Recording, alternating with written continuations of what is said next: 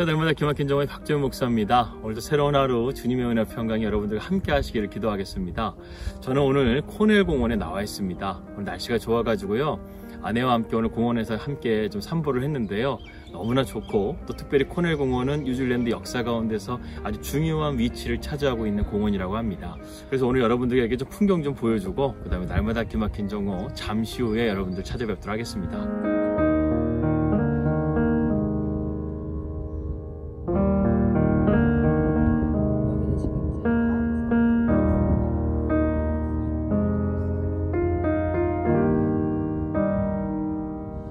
날마다 기막힌 정오의 박재훈 목사입니다. 이곳 뉴질랜드는요 지금 가을에서 겨울로 지나가고 있습니다. 그래서 요즘에 좀 게을러지는 것 같아요. 다시금 느슨한 마음을 조여매어서 더욱더 열심히 살아가도록 하겠습니다. 예전에 신학교를 다녔을 때 동급생으로서 저보다 좀 나이가 많은 형이 있었습니다. 그런데 그 형이 순대라든가 선지 같은 것들을 못 먹는 거예요. 왜 못 먹냐고 그러니까 성경에 피를 먹지 말라고 했기 때문에 그것을 먹으면 안 된다 이렇게 생각을 하고 그 맛있는 순댓국집, 그 맛있는 선지국집 이런 데를 절대로 가지 않았던 그 형이 생각이 나는데요. 오늘 우리가 함께 살펴보게 되는 고린도전서 8장의 주제의 말씀도 이러한 부분들과 좀 이렇게 일맥상통하는 것 같습니다. 우상의 제물을 먹어야 되느냐 먹지 말아야 되느냐 이 문제를 가지고 오늘 바울이 말씀해 주고 있는데요. 오늘은 우상의 제물에 대한 문제를 여러분들과 함께 생각해 보도록 하겠습니다. 우상의 제물을 먹느냐 먹지 않느냐의 문제는 이 고린도 교회 안에 아주 큰 이슈가 되었습니다. 우리나라도 제사나 고사의 풍습이 만연되어 있기 때문에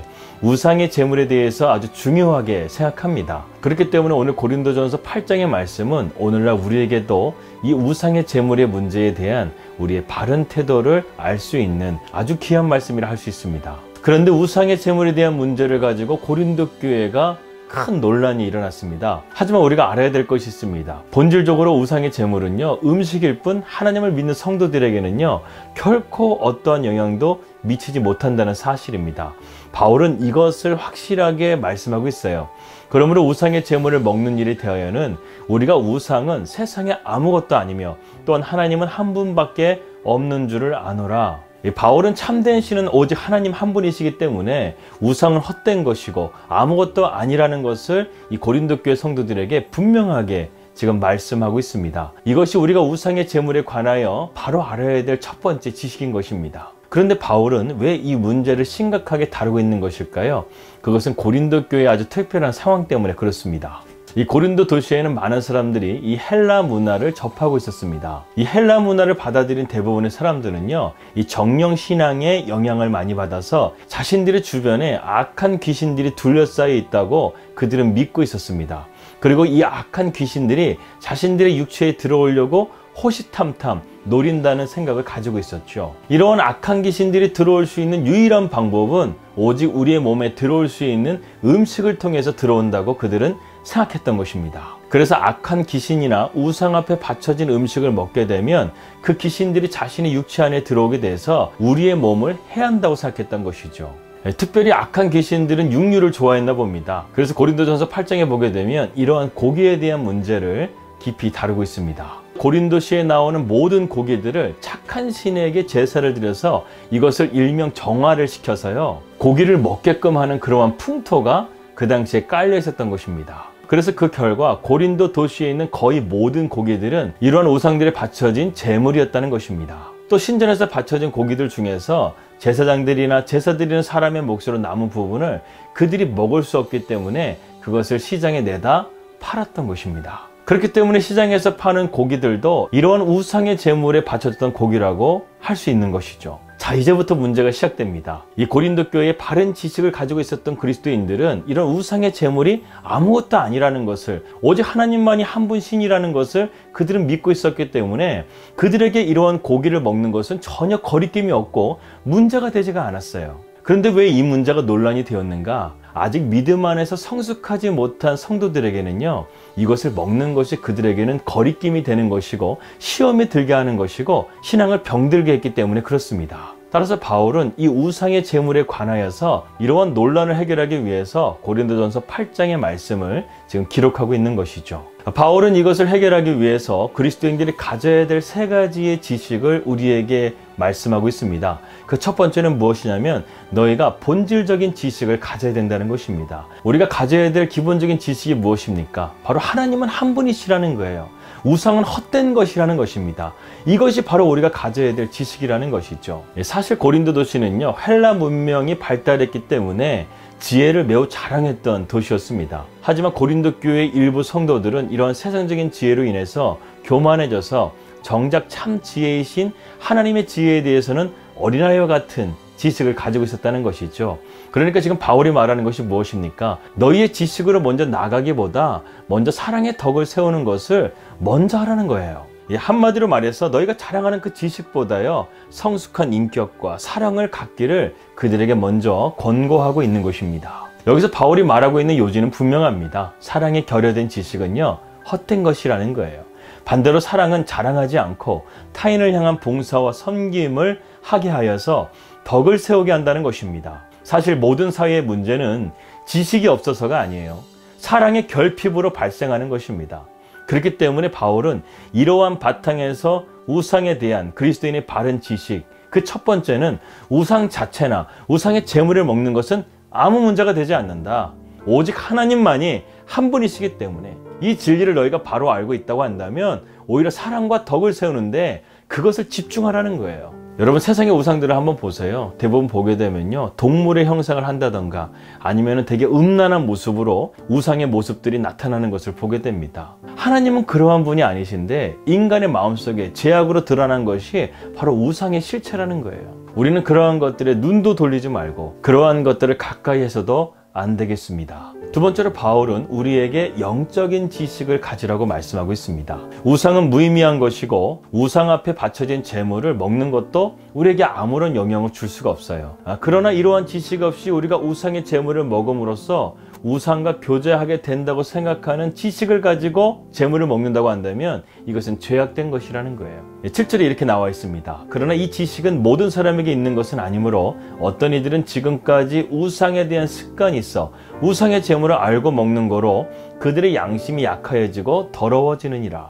우리가 또 한 가지 고려해야 될 것이 있습니다. 음식 자체는요, 그것이 어떠한 영적인 데미지를 주는 것이 아니라는 사실입니다. 그래서 어떤 음식을 먹느냐 안 먹느냐는 것은 우리의 영성을 성장하는데 그렇게 중요한 문제가 아니라는 사실입니다. 음식은 우리를 하나님 앞에 내세우지 못하나니 우리가 먹지 않는다고 해서 더 못 사는 것도 아니고 먹는다고 해서 더 잘 사는 것도 아니니라. 사실 사도 바울이 이 사실을 굳이 지적하는 이유는 그리스도인들이 음식의 문제에서 좀 더 융통성 있게 대처하기를 바라고 있기 때문에 그렇습니다. 중요한 것은 이것이에요. 음식의 문제가 우리의 영성을 개발하는데 그렇게 크게 문제가 되지 않는다는 거예요. 그러니까 거기에 너무나 신경 쓰지 마라. 더 중요한 것이 있다. 더 중요한 지식이 있다. 그것이 바로 세 번째에 나오고 있습니다. 바울이 제시하는 세 번째 지식은 바로 사랑의 지식입니다.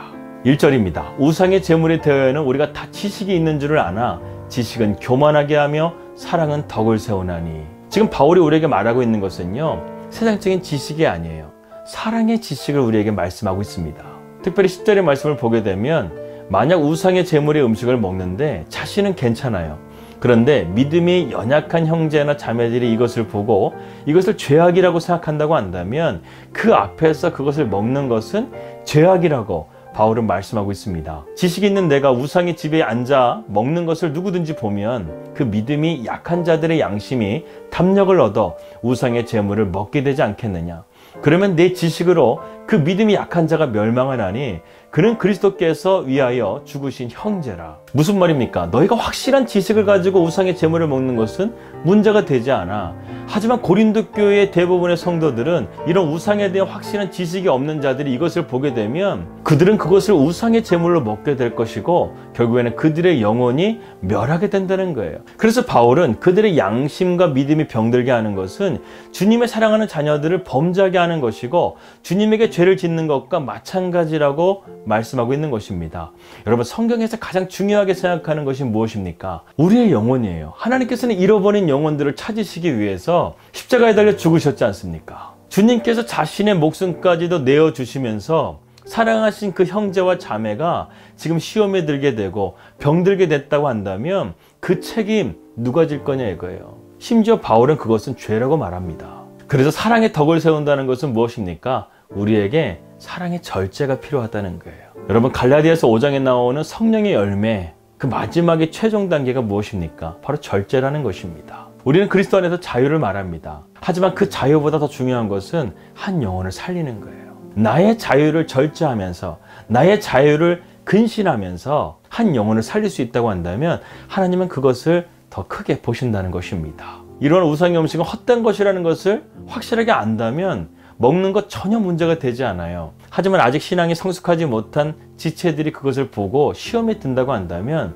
먹지 말아야 된다는 것입니다. 이처럼 그리스도인들은요, 성경에서 분명하게 가르치지 않는 영역들에 대해서 자유로운 선택을 하며 삶을 살아갈 수가 있어요. 그러나 자신의 자유로운 선택이 다른 이들과 그들의 신앙과 성장에 부정적인 영향을 끼친다면 그들을 배려하며 스스로의 선택을 제한하는 것이 더 성숙한 신앙의 모습이라는 것을 우리는 알아야 되겠습니다. 이 시대의 그리스도인들은요, 술, 담배, 또 예배드릴 때의 복장, 이러한 사소한 문제를 가지고도 견해의 차이가 있을 수 있습니다. 하지만 이러한 문제를 가지고 다투고 분쟁하기보다는요, 먼저 성숙한 사람이 양보하고 그들이 신앙 안에서 성숙해질 수 있도록 기다려주고 그들이 이해할 수 있도록 도와줄 수 있다고 한다면 그들도 바른 신앙으로 성장할 수 있게 된다는 것입니다. 이것이 바로 사랑으로서 덕을 세우는 참된 지식인 것입니다. 이러한 지식으로 여러분들의 삶이 더욱더 성숙한 그리스도인으로서 승리하는 우리 날기정 식구들 되시기를 주님의 이름으로 기도하겠습니다.